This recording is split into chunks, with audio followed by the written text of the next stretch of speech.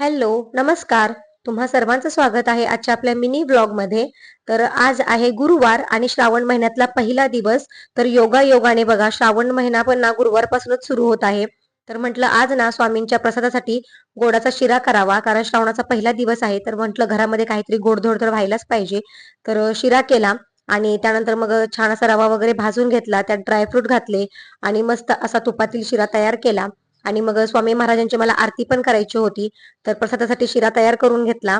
आणि इथं बघा ही पंचआरती जी नवीन घेतलेली आहे ना मी, त्याच्यानेच आज मी स्वामी महाराजांची आरती केली. माझी खूप दिवसापासूनची इच्छा होती की अशी 5 तुपाचे दिवे लावून मी स्वामींची पंचआरती घेईन.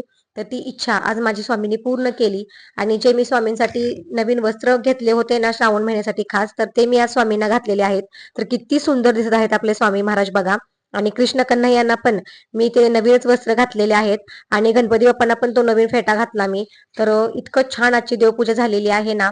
मस्त देवपूजा वगैरे झाली. त्यानंतर स्वामींची आरती घेतली, स्वामींना नैवेद्य दाखवला. तर आजची श्रावण महिन्यातील पहिली पूजा आहे ही. आणि योगायोगाने आज गुरुवार पण आहे. तर पूजा वगैरे झाली. त्यानंतर स्वामींना गोडाचा नैवेद्य दाखवला आणि त्यानंतर आम्ही सर्वांनी पण प्रसाद ग्रहण केला.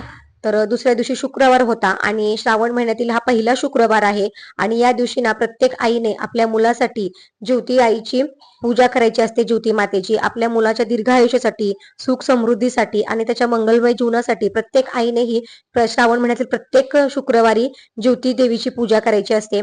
तर मग मी ज्योती देवीची पूजा करून घेतली. त्यानंतर मग श्रावणातील पहिला शुक्रवार होता. छान अशी कुंचम सेवा करून घेतली. आजच्या पुरतं एवढंच. भेटूयात पुढच्या नवीन व्हिडिओमध्ये. तोपर्यंत सर्वांना बाय.